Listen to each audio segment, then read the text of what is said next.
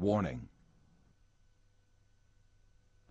The subject of this film you are about to watch reveals a crucial secret of your life. You should watch it very attentively, for it concerns a subject that is liable to make fundamental changes in your outlook on the material world. The content of this film is not just a different approach or a philosophical thought. It is a fact, which is also proven by science today.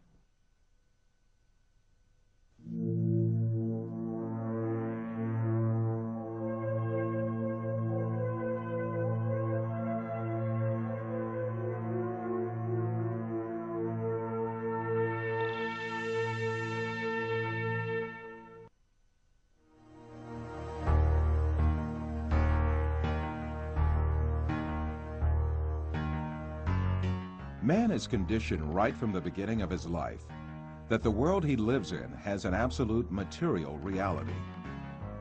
So he grows up under the effect of this conditioning and builds his entire life on this viewpoint. The findings of modern science, however, have revealed a completely different and significant reality than what is presumed.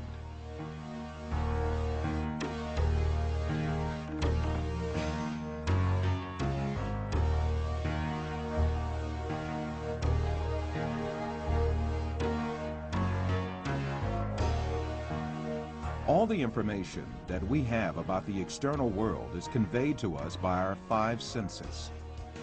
The world we know of consists of what our eyes see, our ears hear, our noses smell, our tongues taste, and our hands feel. Man is dependent on only those five senses since birth. That is why he knows the external world only the way it is presented by these senses. Yet, scientific research carried out on our senses has revealed very different facts about what we call external world. And these facts have brought to light a very important secret about matter, which makes up the external world.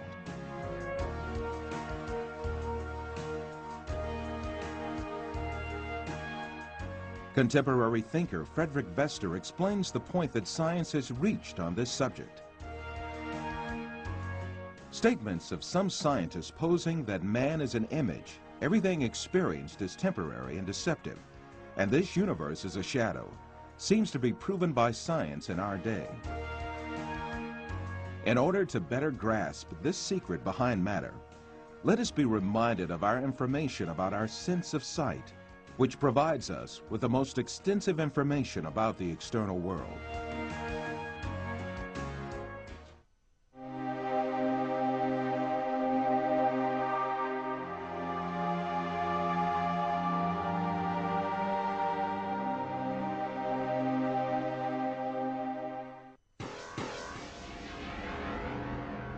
The act of seeing is realized progressively. At the instance of seeing, light clusters called photons travel from the object to the eye and pass through the eye lens, where they are refracted and focus on the retina at the back of the eye. Here, rays are turned into electrical signals and then transmitted by neurons to the center of vision at the back of the brain.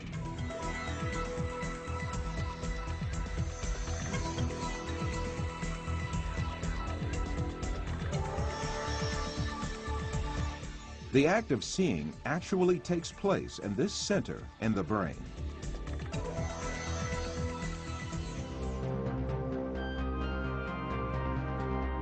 All the images we view in our lives and all the events we experience are actually experienced in this tiny and dark place. Both the film you are now watching and the boundless landscape you see when you gaze at the horizon actually fit into this place of a few cubic centimeters.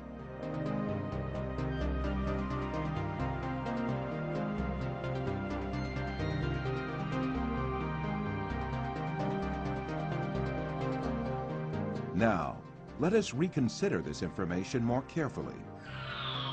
When we say we see, we actually see the effect the rays reaching our eyes form in our brain by being converted into electric signals. When we say we see, we actually observe the electrical signals in our brain. By the way, there is another point that has to be kept in mind. The brain is sealed to light, and its interior is absolutely dark. Therefore, it is never possible for the brain to contact with light itself. We can explain this interesting situation with an example. Let us suppose that in front of us there is a burning candle, and we view its light. During this period, when we view the candle's light, the inside of our skull and our brain are in absolute darkness. The light of the candle never illuminates our brain and our center of vision. However, we watch a colorful and bright world inside our dark brain.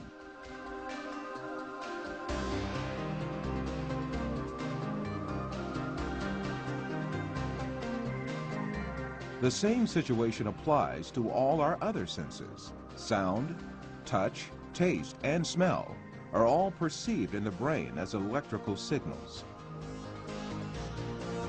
Therefore, our brains throughout our lives do not confront the original of the matter existing outside us, but rather an electrical copy of it formed inside our brain.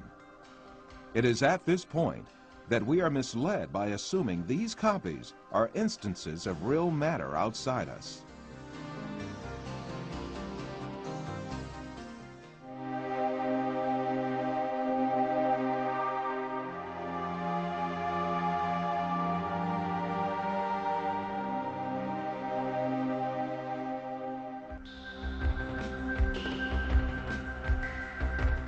These physical facts make us come to an indisputable conclusion.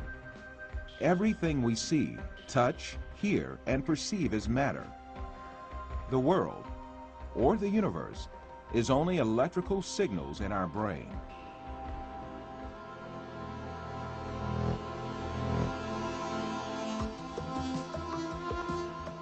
For instance, we see a bird in the external world. In reality, this bird is not in the external world, but in our brain. The light particles reflecting from the bird reach our eye, and there they are converted into electrical signals. These signals are transmitted by neurons to the center of vision in the brain. The bird we see is, in fact, the electric signals in our brain. If the sight nerves traveling to the brain were disconnected, the image of the bird would suddenly disappear. In the same manner, the bird sounds we hear are also in our brain. If the nerve traveling from the ear to the brain was disconnected, there would be no sound left.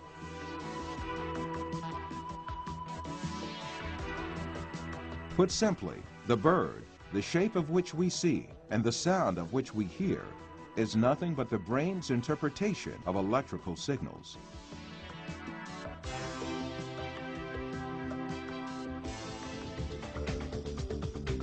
Another point to be considered here is the sense of distance.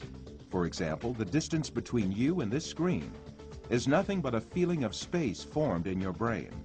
Also, objects that seem to be very distant in one person's view are actually images clustered at one spot in the brain.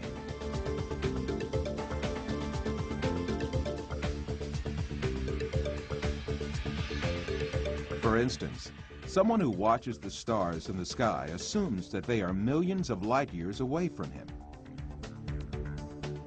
Yet the stars are right inside himself and the center of vision of his brain.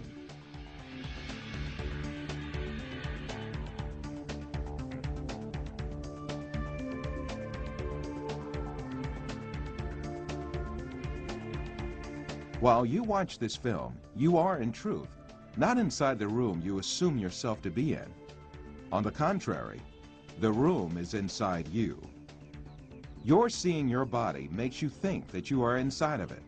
However, you must remember that your body, too, is an image formed inside your brain. So far, we have been speaking repeatedly of an external world and a world of perceptions formed in our brain, the latter of which is what we see. However, Since we can never actually reach the external world, how can we be sure that such a world really exists? Definitely we cannot. The only reality we cope with is the world of perceptions we live within our minds.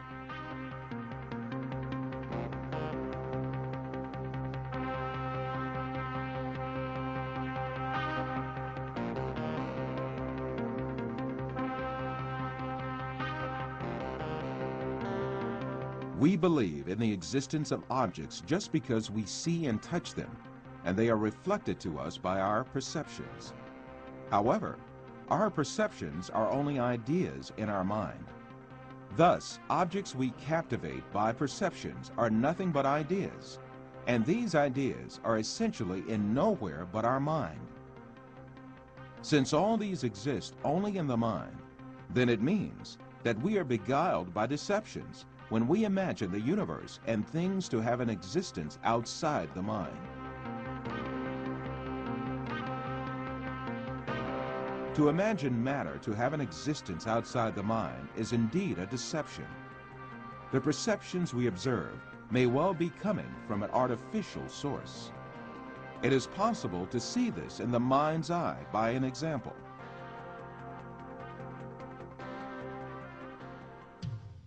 First, let us suppose that we could take our brain out of our body and keep it alive in a glass jar. Let us put a computer in which all kinds of information can be recorded. Finally, let us transmit the electrical signals of all the data related to a setting, such as image, sound, and smell, to this computer. Let us connect this computer to the sensory centers in our brain with electrodes and send the pre-recorded data to our brain. As our brain perceives these signals, it will see and live the setting correlated with these. From this computer, we can send to our brain also signals pertaining to our own image. For instance, we can send to our brain the electrical correlates of such senses as sight, hearing, and touch that we perceive while we sit at a desk. In that state, our brain would think itself as a businessman sitting in his office. This imaginary world would continue as long as the stimulations keep coming from the computer. We would never realize that we only consist of a brain. It is indeed very easy for us to be deceived into believing perceptions without any material correlates to be real. This is just what happens in our dreams.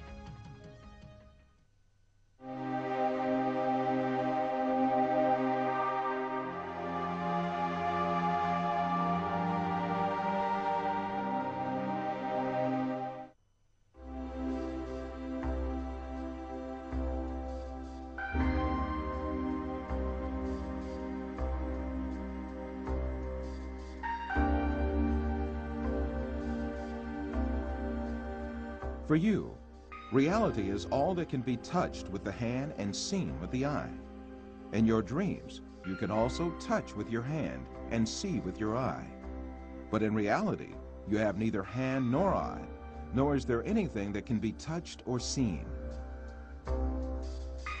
Taking what you perceive in your dream to be material realities, you are simply deceived.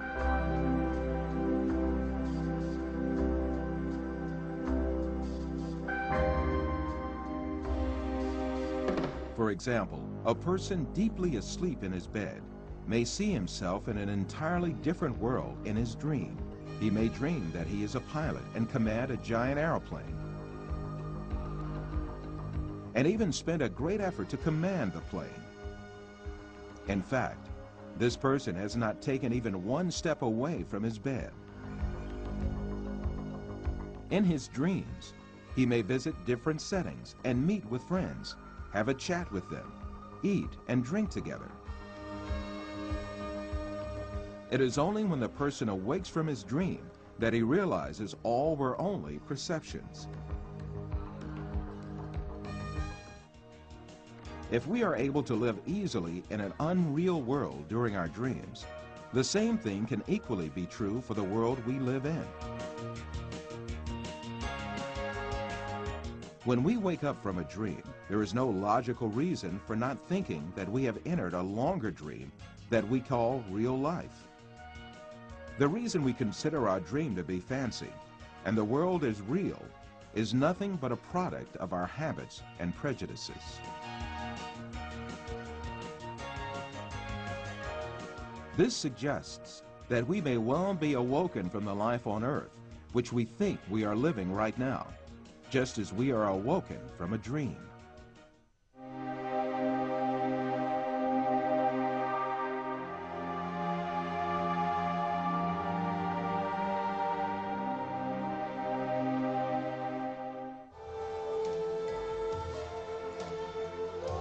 After all these physical facts arises the question of primary importance.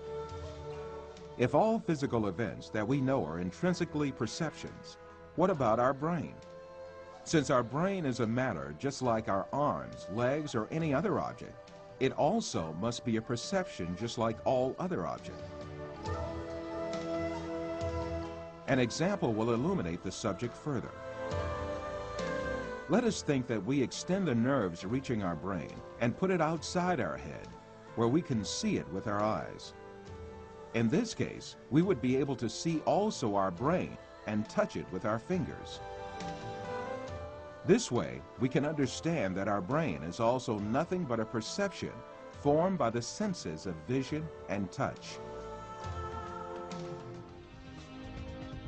Then, what is the will that sees, hears, and perceives all other senses if it is not the brain? Who is it that sees, hears, touches, and perceives the taste and smell? Who is this being that thinks, reasons, has feelings, and moreover that says, I am me? One of the important thinkers of our age, Karl Popper, also poses the same question. Since the Greeks, philosophers have been thinking about the ghost in the machine, the small man within the small man, etc. Where is I, the person who uses his brain? Who is it that realizes the act of knowing? As St. Francis of Assisi said, what we search for is the one that sees. In fact, this metaphysical being that uses the brain, that sees and feels, is the soul. What we call the material world is the aggregate of perceptions viewed and felt by this soul. Just as the bodies we possess and the material world we see in our dreams have no physical reality, the universe we occupy and the bodies we possess now also have no physical reality. The real absolute being is the soul. Matter consists merely of perceptions viewed by the soul. Yes, even if we start with the presupposition that matter is real, the laws of physics, chemistry, and biology all lead us to the fact that matter consists of an illusion and to the inevitable actuality of a metaphysical matter. This is the secret beyond matter. This fact is so definite that it alarms some materialist scientists who think matter to be the absolute being. Science writer Lincoln Barnett says in his book, The Universe and Einstein, along with philosophers' reduction of all objective reality to a shadow world of perceptions, scientists have become aware of the alarming limitations of man's senses.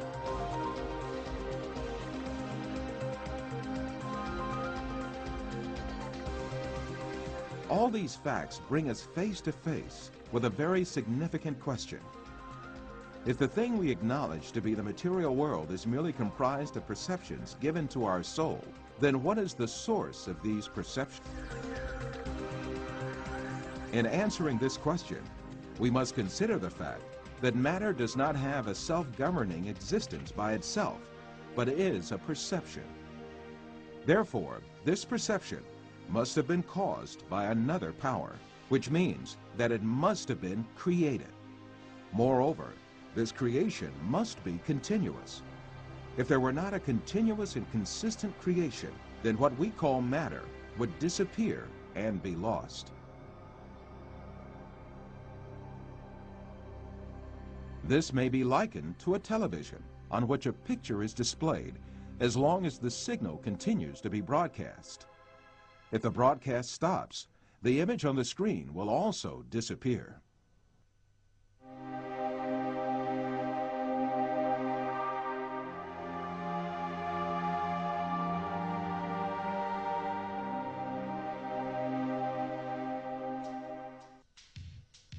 So, who makes our soul see the earth, people, plants, our bodies, and all else that we see?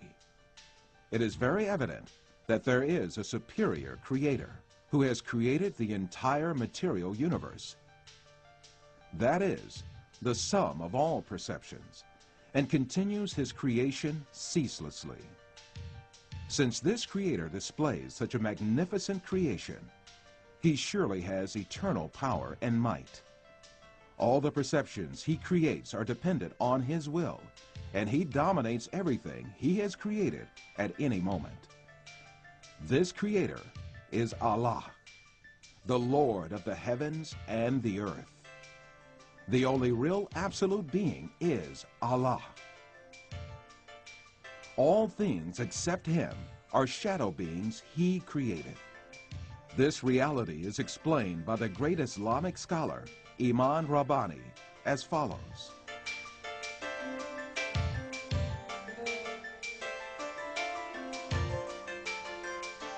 Allah, the substance of these beings which he created, is but nothingness.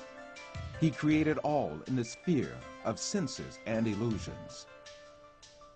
The existence of the universe is in the sphere of senses and illusions, and it is not material. In reality, there is nothing in the outside except the glorious being, who is Allah.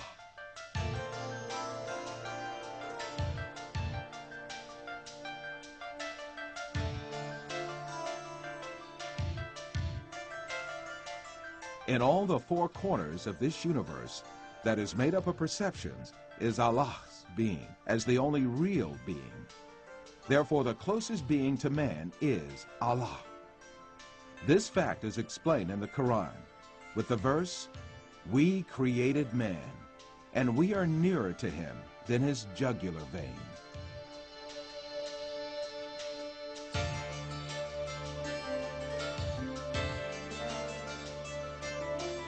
Wherever we are, Allah is with us.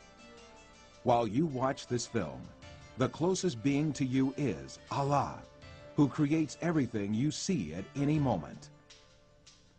As long as Allah makes us see images and gives sensations related to this world, we continue to live in this world. When he ends the images and sensations belonging to this world, shows us the angels of death, and gives perceptions of a different dimension, this means we have died. The day of resurrection, judgment, heaven, hell, and all our eternal life will be created in the same way for us. To create all these is too easy for Allah, who displays the evidence of his eternal power and infinite knowledge to us, yet in this world.